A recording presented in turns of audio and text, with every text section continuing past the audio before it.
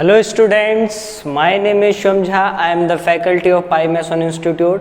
और आप सभी कैसे हैं बच्चों? होपफुली आप लोग भी अच्छे ही होंगे। और आज हमारा ये एक जो लेक्चर है इसका ओरिएंटेशन प्रोग्राम के लिए बनाया गया है, तो जिसमें आप 11th क्लास में जो बच्चे प्रमोट होने वाले, जो बच्चे 11th क्लास में जाने वाले, सब्जेक्ट सेलेक्ट करने वाले, उनके लिए ये लेक्चर रखा गया है। और ओरिएंटेशन प्रोग्राम के थ्रू उनको ये बताया जाएगा कि आपको कौन सा सब्जेक्ट सेलेक्ट करना चाहिए और किस सब्जेक्ट में आपको कौन कौन सी जो फील्ड्स होती हैं उससे रिलेटेड, उस पर्टिकुलर जैसे सब्जेक्ट आपने जो सिलेक्ट करा है उससे रिलेटेड कौन कौन सी एग्जाम्स होती हैं, एंट्रेंस एग्जाम्स होती हैं, उनके लिए आपको क्या प्रिपरेशन, कैसे स्ट्रेटेजी बनानी है, वो सारी चीज़ें आज मैं इस लेक्चर में आपको बताने की कोशिश करूंगा। तो होपफुली आप लोगों को उसमें समझ में भी आएगा। तो हम सबसे पहले बात कर लेते हैं कि इस क्लास जो भी सारे बच्चे अभी ये वीडियो लेक्चर्स देख रहे हैं, उन सभी को मैं ऐसा मान के चल रहा हूँ कि सारे बच्चे 10th क्लास पास हो चुके हैं। तो हम उसके अकॉर्डिंग ही इसको देख रहे हैं। तो सबसे पहले मैं आपको ये बता दूँ, सारे बच्चे ऐसे मान लेते हैं कि वो सारे बच्चे क्या है, 10th क्लास में है। अब इन लोगों के पास दो ऑप्शन है बच्चों, यहाँ पर आप लोगों के पास दो ऑप्शन है। एक है आपके पास PCM और एक है आपके पास PCB। तो यहाँ पर आपके पास ये जो दो सब्जेक्ट सेलेक्ट करने आपको आफ्टर 10th, जैसे आप पास हो जाते हैं उसके बाद 11th क्लास में जाएंगे, तो वहाँ पर आपके पास दो सब्जेक्ट्स आएंगे, एक PCM आएगा और एक PCB आएगा।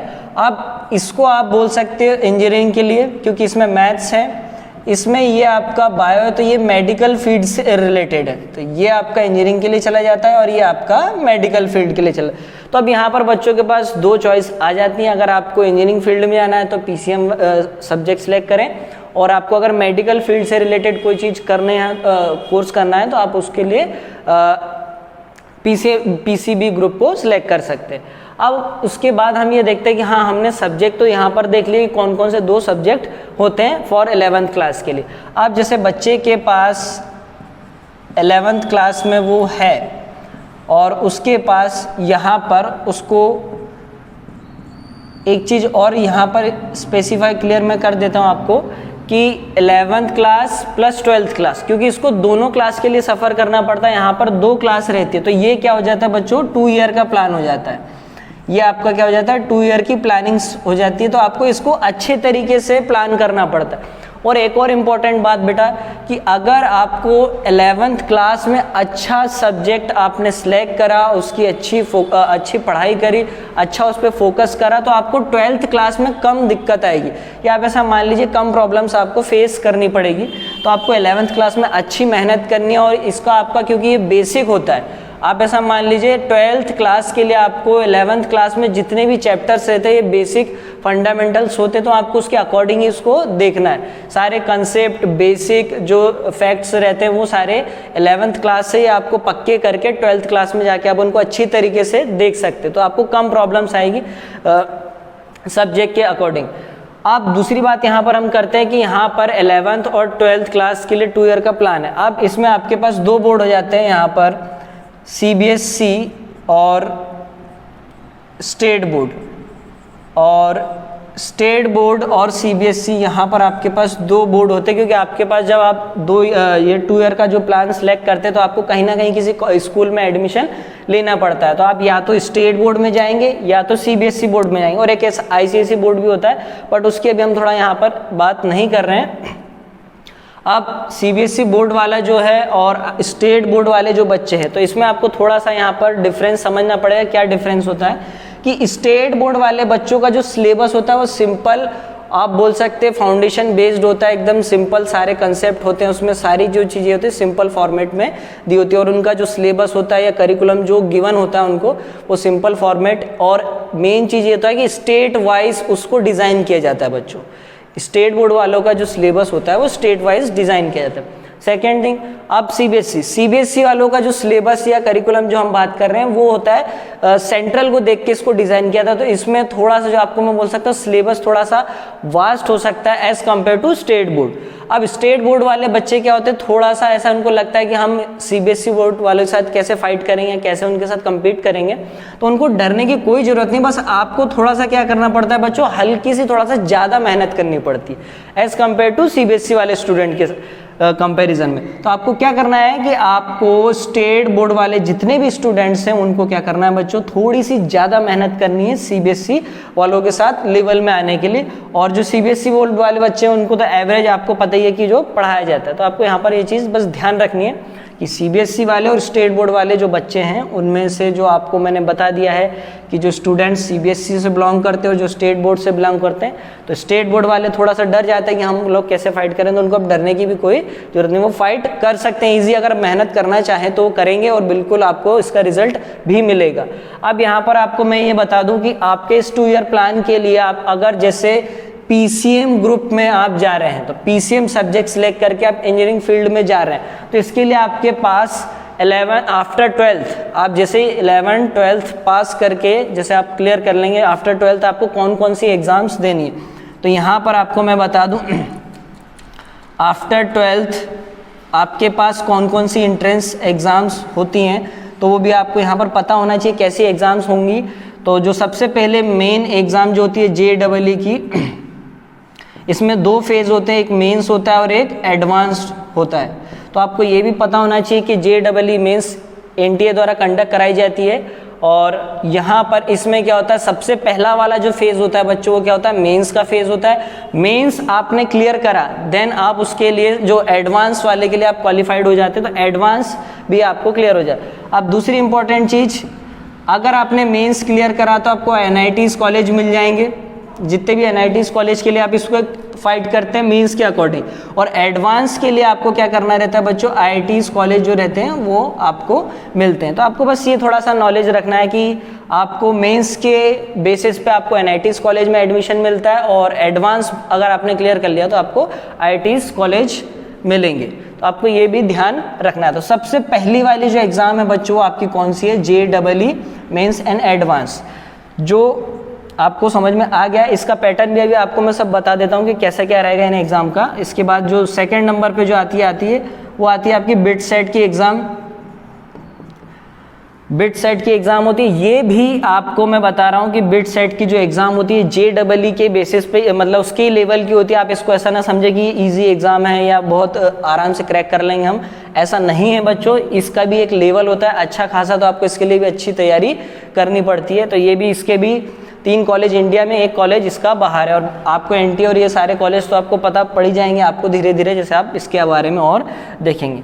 फिर उसके बाद VIT के लिए भी आपको एग्ज़ाम देनी है। उसके बाद SRM के लिए भी आपको एग्ज़ाम देनी है। और एक और इम्पॉर्टेंट है इसमें आपके लिए, अगर आप महाराष्ट्र स्टेट से बिलोंग करते हैं तो इसके लिए आपको MST CET की एग्ज़ाम भी देनी पड़ती है। तो ये क्या होता है, स्टेट वाले लेवल के लिए होती है। तो स्टेट वाले लेवल के लिए होता है, जो कि इसमें आपको बहुत जो महाराष्ट्र स्टेट के स्टूडेंट्स होते हैं उनके लिए होती है। तो ये एग्ज़ाम भी आपको प्रिपरेशन के लिए, आपको जो बोल सकते हैं PCM ग्रुप के लिए जो कैटेगरी में आती है।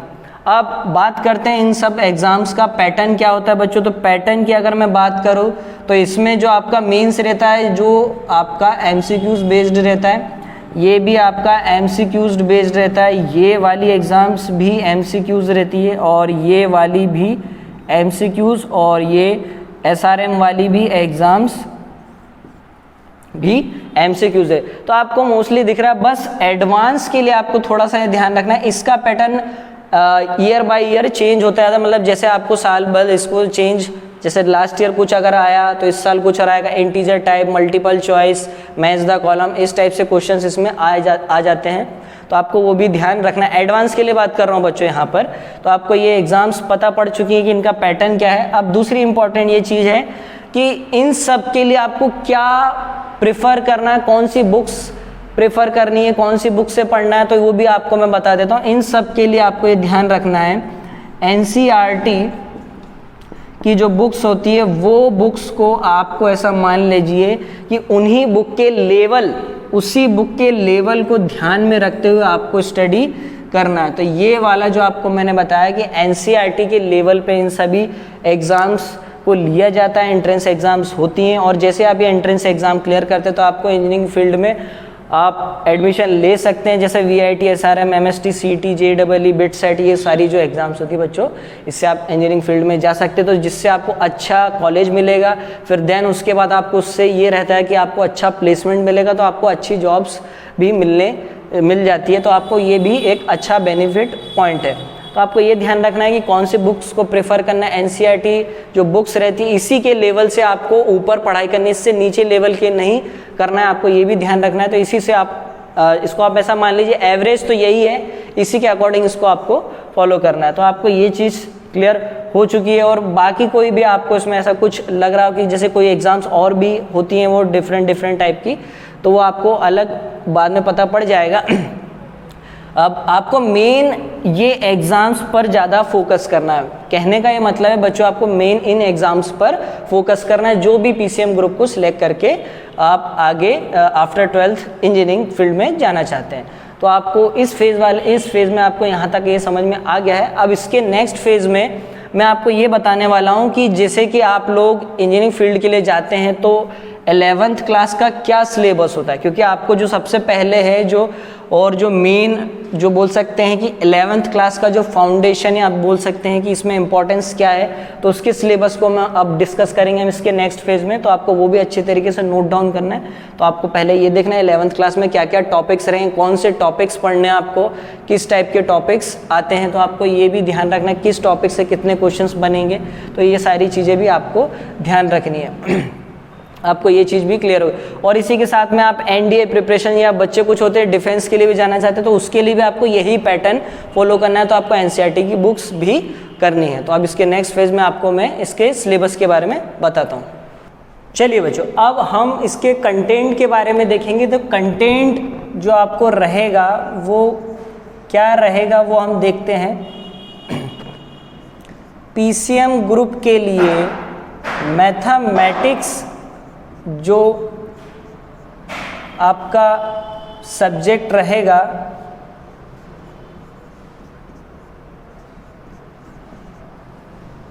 इसके लिए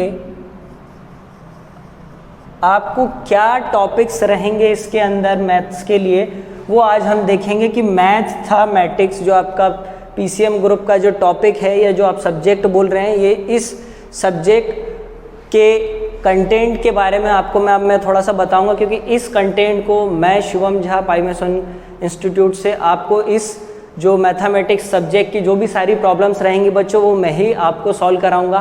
और होपफुली आप लोगों को इसको पढ़ के मज़ा भी आएगा, और आपको मैं काफ़ी इंटरेस्टिंग चीज़ें भी कराऊंगा, जिससे आपको ये मोटिवेशन भी मिलेगा कि मैथ्स हम क्यों पढ़ते हैं, क्या मैथ्स की जो आप बोल सकते हैं बेनिफिट्स मिल सकते हैं हमको, वो सारी चीज़ें भी हमें इसमें देखने में मज़ा आएगा। तो मैं आपको ये बता रहा हूँ कि मैथमेटिक्स इंटरेस्टिंग सब्जेक्ट क्यों है, तो वो भी हम इसमें देखेंगे। तो सबसे पहले हम इसके कंटेंट को थोड़ा सा एनालिसिस कर लेते हैं। तो चलिए आपको मैं बता देता हूँ क्या टॉपिक हमको पहले पढ़ना है, किस टॉपिक की कितनी इंपॉर्टेंस रहेगी। तो आप एक ऐसा चार्ट बना ले बच्चों, काफ़ी आपको इससे हेल्प मिलेगी। तो इससे आपको काफ़ी अच्छे से समझ में आ जाएगा।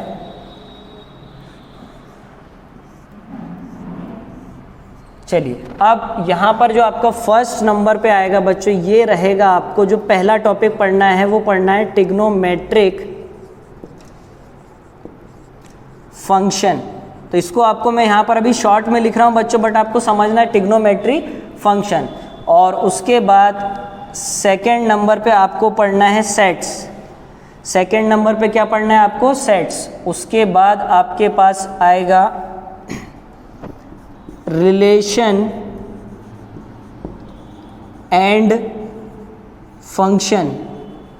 रिलेशन एंड फंक्शन, ये 11th क्लास के लिए हम बात कर रहे हैं बच्चों। आपको ये भी ध्यान रखना है, कुछ बच्चे सोच रहे हैं आप सर किस क्लास का सिलेबस बता रहे हैं, तो आपको ये भी ध्यान रखना है ये किस क्लास का है बच्चों सिलेबस, 11th क्लास का। तो आपको ये भी ध्यान रखना है। तो सबसे पहला आपका क्या था टॉपिक? सबसे पहला आपका टॉपिक था trigonometry function. Then second number पे आपका क्या था? सेट्स। उसके बाद आपके पास क्या आया है? Relation and function. आपको ये इसके अकॉर्डिंग ही बता रहा हूँ मैं। उसके बाद आपका आता है complex number and quadratic equation. इसको शॉर्ट फॉर्म में लिख रहा हूँ बच्चों, आपको थोड़ा सा अंडरस्टूड होना पड़ेगा यहीं पर, क्योंकि बोर्ड पे थोड़ा सा स्पेस कम है बच्चों। तो ये पहला क्या टॉपिक है इसमें, complex number and quadratic equation. Then उसके बाद यहाँ पे आपका आ जाता है लीनियर इनइक्वलिटीज। ठीक है बच्चों, ये आपका उसके बाद वाला टॉपिक है। और उसके बाद यहाँ पर आपका आ जाता है permutation and combination. Permutation and combination, तो ये टॉपिक बहुत, जिसको आप बोल सकते हैं मेंस की एग्ज़ाम के अकॉर्डिंग आपको बहुत इम्पॉर्टेंट टॉपिक है, परमुटेशन एंड कॉम्बिनेशन। उसके बाद यहाँ पर आपका आ जाएगा बाइनोमियल थ्योरम। यहाँ पर क्या आ जाएगा आपको, ये बाइनोमियल थ्योरम, इसके अकॉर्डिंग ही बता रहा हूँ मैं। ये आपको ऐसा मान के चलना है, इसके अकॉर्डिंग ही हम देखेंगे। तो आपको ये जो सिलेबस दिख रहा है बच्चों, जैसे मैंने 1 बाय 1 टॉपिक्स लिखे हैं, आपको उसी के अकॉर्डिंग ही ये सारे जो टॉपिक्स है वो कवर कराए जाएंगे। दैट मीन्स मतलब पहले आपको ट्रिग्नोमेट्री फंक्शंस पढ़ाया जाएगा, उसके बाद आपको सेट्स, उसके बाद आपको रिलेशन एंड फंक्शन, फिर complex number and quadratic equation, फिर आपका क्या आ जाएगा linear equalities, permutation and combination, binomial theorem. अब यहाँ पर इसके बाद आपका आता है, यहाँ पर 3 टॉपिक्स रहेंगे, तो आपको ये भी आपको मैं यहाँ पर बता दूँ। तो यहाँ पर सबसे पहले आपका रहेगा सीक्वेंस एंड सीरीज।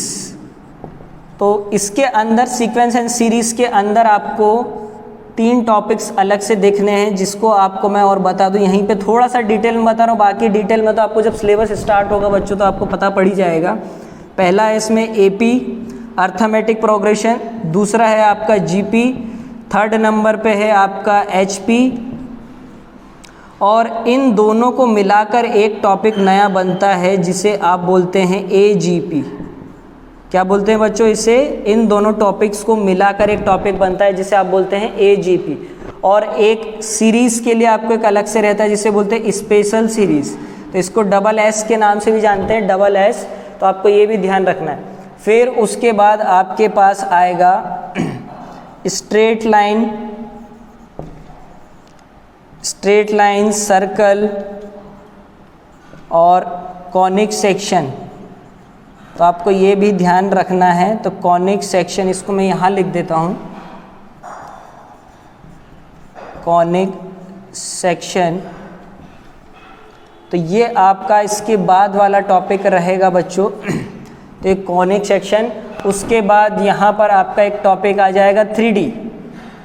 ये बेटा आपका 3 डायमेंशंस है, जैसे आप लोगों ने 2D डायमेंशंस आपने 10th क्लास में देख चुके हैं, डिस्टेंस फार्मूला का सेक्शन फार्मूला, आपने लोकस वाला जो पॉइंट्स देख रखा है, वो सारी चीज़ें इसके बाद की है 3 डायमेंशन। मतलब इसके डायमेंशंस के लिए आपको z एक्सिस की और रिक्वायरमेंट रहेगी, तो इसमें आपको 3 डायमेंशंस के बारे में रहेगा। उसके बाद आपके पास रहता है, इसमें जो इम्पोर्टेंट टॉपिक रहता है वो रहता है limits and derivatives, limits and derivative. तो ये आपके पास रहेगा लिमिट्स एंड डेरिवेटिव्स, ये वाला टॉपिक इसके बाद कराया जाएगा। फिर उसके बाद आता है आपके पास स्टैटिस्टिक्स। तो स्टैटिस्टिक्स में आपको जो आपको पढ़ना है, इसमें थोड़ा सा जो सिलेबस जो आपको अलग है एज़ कम्पेयर टू जो आपने 9th-10th में देख रखा उसके अकॉर्डिंग नहीं है। जैसे आप बच्चे को सोच लेते हैं कि हाँ सिलेबस के अकॉर्डिंग ही आपको दे रखा है। और लास्ट में आपको दे रखा है प्रोबेबिलिटी, लास्ट में आपको क्या दे रखा है बच्चों, प्रोबेबिलिटी। तो ये वाला टॉपिक भी डिफरेंट है। ये कुछ टॉपिक्स आपको ऐसे लगेंगे कि हाँ ये हमने 10th में पढ़े तो ये काफ़ी हमको ऐसा लगेगा आ जाएगा, सेम ही रहेगा, ऐसा नहीं है बच्चों। यहाँ पर टॉपिक्स अलग है, स्टैटिस्टिक्स में थोड़ा सा टॉपिक्स अलग है। इसमें आपको रेंज, स्टैंडर्ड डेविएशन, वेरिएंस और जो आपको बोल सकते हैं कोफिशिएंट्स, मीन डेविएशन, ये सारी चीज़ें कैलकुलेट करनी है, क्वार्टाइल रेंज, ये सारे क्वेश्चंस रहेंगे। प्रोबेबिलिटी में आपको जो बोल सकते हैं जो थ्योरम्स रहेंगे वो भी इसके अंदर कैलकुलेट्स करनी है, जो आपको सिंपल, जो आपको रैंडम एक्सपेरिमेंट्स के अकॉर्डिंग म्यूचुअली एक्सक्लूसिव, ये सारी चीज़ें इसमें रहेंगी। कंडीशनल प्रोबेबिलिटी भी रहेगी, तो आपको इसमें ये ध्यान रखना है। तो ये आपके सामने 11th क्लास का मैथ्स का कंटेंट मैंने आपको बता दिया बच्चों, इसको आप अच्छी तरीके से देख लें, किसको किसके बाद पढ़ना है, किस टॉपिक की कितनी इंपॉर्टेंस है वो आपको पता पड़ जाएगी धीरे धीरे। तो सबसे पहले मैंने आपको इसमें बता ही दिया है कि अगर आपको ट्रिग्नोमेट्री बेसिक इसका फंडा मतलब आपको पता है, जैसे आपने 9th 10th में थोड़े से पढ़ा है उसके बारे में, तो आपको उसमें पढ़ने में मज़ा आएगा। देन सेट्स आप 9th 10th 8th से भी पढ़ रहे हैं तो आपको समझना है। फिर रिलेशन एंड फंक्शन इससे कनेक्टेड है, अगर आपको सेट्स के बारे में पता है बच्चों तो आपको फंक्शन रिलेशन में कोई प्रॉब्लम्स नहीं आएगी। अब आप लोगों के लिए नया टॉपिक इसमें रहेगा कॉम्प्लेक्स नंबर। कॉम्प्लेक्स नंबर बच्चों ने इससे पहले नहीं पढ़ा होता है तो इनको लगा रहता है कि क्या नया टॉपिक है। और क्वाड्रेटिक इक्वेशन आपका सेम रहेगा, बट क्वाड्रेटिक इक्वेशन इसमें कॉम्प्लेक्स नंबर का एप्लीकेशन है बच्चों। ये आपका 10th वाला क्वाड्रेटिक इक्वेशन नहीं है, ये कंसेप्ट भी ध्यान रखना है आपको कि ये आपका कॉम्प्लेक्स नंबर का एप्लीकेशन है। फिर लीनियर इक्विलिटी इसमें आपको अलग रहेगा थोड़ा सा। पीएनसी जो आपको बोल सकते हैं परम्यूटेशन कॉम्बिनेशन, इसमें आपको ये रहेगा बच्चों कि यहाँ पर आपको सिलेक्टिंग अरेंजमेंट जो हाउ मैनी वेज इस टाइप की प्रॉब्लम, बायनोमियल थ्योरम एक्सपांड करना पड़ेगा। पास्कल ट्रायंगल इसके अंदर रहेगा। एपीजीपी आपको मैंने बता ही दिया, आनंद प्रकाश गृह प्रवेश, ये इसके शॉर्ट फॉर्म है हिंदुस्तान पेट्रोलियम। ये इसको हम जैसे प्रोनाउंसिएशन करते हैं जो आप भी आप इसको याद रख सकते हैं। याद रखने के लिए straight line, circle, conic section, 3D, limits and derivative, statistics और प्रोबेबिलिटी। तो ये आपके सामने 11th का कंटेंट है बच्चों, तो ज़्यादा आपको डरने की ज़रूरत भी नहीं है, ईजी है। अगर आप अच्छे से स्टडी करेंगे, फोकस होकर करेंगे तो बिल्कुल आपको समझ में आएगा। 1 by 1 टॉपिक्स क्लियर करते जाएंगे और उसकी आप प्रैक्टिस करेंगे तो आपको इसमें दिक्कत नहीं आएगी। अब इसके आगे आपको ये चीज़ तो क्लियर हो चुकी है बच्चों। अब मैं आपको एक चीज़ और बता रहा हूँ यहाँ पर आपको कि आपको अब स्ट्रैटेजी अपनी कैसी बनानी है, कैसे इसे हम इम्प्लीमेंट करें। तो उसके लिए आपको मैं बता रहा हूँ कि जैसे कि आप लोग अब जब सब्जेक्ट सेलेक्ट कर लिया आपने, पीसीएम सब्जेक्ट सेलेक्ट कर लिया, मैथ्स टॉपिक भी आप इसमें अब स्टडी करेंगे, फिजिक्स भी स्टडी करेंगे, केमिस्ट्री भी स्टडी करेंगे बच्चों। तो इसमें आपको क्या करना है कि जितनी भी आपकी बेसिक जो आपकी मैथ्स है, जैसे बोर्ड मास हुआ, सिंपल जो आपको सॉल्यूशंस होते हैं, मल्टीप्लिकेशन, डिवीजन, एलडीएम, ये सारे roots, square roots, cube roots, ये सारी चीज़ें आपको थोड़ी थोड़ी बेसिक्स आनी चाहिए, जिससे आपको थोड़ा सा अच्छा लगेगा कि हाँ इसमें कहीं ना कहीं हमें रिक्वायरमेंट रहेगी, तो आपको ये सारी चीज़ें देखने में अच्छा लगेगा। अब एक और इम्पॉर्टेंट चीज़, अब इन्हीं सारे टॉपिक्स के लिए हमको आप लोगों को हमारे पाई मैसन इंस्टीट्यूट के द्वारा वीडियोस लेक्चर्स ऑनलाइन और ऑफलाइन दोनों तरीके से मिलेंगे। बट अभी आपको पता है कि कोरोना के क्राइसिस चल रहे हैं बच्चों, तो उस कंडीशन में आपको इसके अभी ऑनलाइन लेक्चर्स मिलेंगे जब तक आपको ये लॉकडाउन चल रहा है। और देन जैसे लॉकडाउन ओपन होता है आपको ऑफलाइन लेक्चर्स इसके प्रोवाइड होना चालू हो जाएंगे। तो आप इसे अच्छे तरीके से और अच्छे डीप नॉलेज के अकॉर्डिंग और आप इंटरेस्टिंग क्वेश्चंस भी आप खुद से जनरेट कर सकते, कैसे क्या हमें क्यों चीज़ होती है, ये सारे इसमें क्वेश्चन मार्क वाले क्वेश्चन ज़्यादा करने कि क्वेश्चन मार्क मतलब जैसे आपको मैं बता दूं कि हर एक क्वेश्चन के पीछे आपके क्वेश्चन मार्क है, तो इसका मतलब ये है कि ऐसा क्यों होता है, तो इसके पीछे आपको इंटरेस्ट थोड़ा सा आना चाहिए, ये आपको अब सोचना है। ऐसे कुछ बच्चे क्या होते हैं, हाँ अगर ऐसा हो गया प्रॉब्लम तो ऐसी हो गई, बस उसको रट लेते हैं, तो ऐसा नहीं करना है आपको। थोड़ा सा आपको इसको इंटरेस्टिंग बनाना है, ऐसा क्यों होता है, इसका एप्लीकेशन क्या होता है। तो ये सारी चीज़ें आपको 1 by 1 बच्चों पता पड़ती जाएगी। आपको काफ़ी कुछ मैथ सब्जेक्ट में मज़ा भी आएगा और आपको इंटरेस्टिंग भी लगेगा। तो आप इसके लिए अभी आपको ऑनलाइन लेक्चर जो मिल रहे हैं उससे आप अपने दोस्तों को शेयर करिए, उन्हें बताइए कि 11th क्लास में आप सब्जेक्ट कैसे सिलेक्ट करें, कुछ उन्हें गाइड भी करें और अपने जो भी दोस्त हैं उनको आप अच्छी तरीके से सजेशन दें और उनको आप इस तरीके से आप अपना गाइड करें। और इस चैनल को जो हमारा पाई मैसन का चैनल है इससे आप लाइक शेयर करें और जो आप बोल सकते हैं सब्सक्राइब करें। तो आज के लेक्चर के लिए बच्चों आपको होपफुली आप लोगों को इसमें समझ में भी आया होगा। कुछ अगर आपको क्वेरीज या डाउट रहे हों तो आप इसे कमेंट्स बॉक्स में बिल्कुल मेंशन करिए। और तो इसी के साथ बच्चों मैं अब आप लोगों से विदा लेता हूं। तो अब इसके नेक्स्ट लेक्चर में आपको जब मैं टॉपिक्स रहेगा वो आपका ट्रिग्नोमेट्री, फंक्शन, रेशो और आइडेंटिटी से स्टार्ट करूंगा, तो आप लोग उसके लिए तैयार हो जाइए। तो आपको उसके लिए लेक्चर्स मिलना चालू हो जाएंगे। तो ऑल द बेस्ट बच्चों, आप अच्छे से सिलेक्ट करिए। Thank you.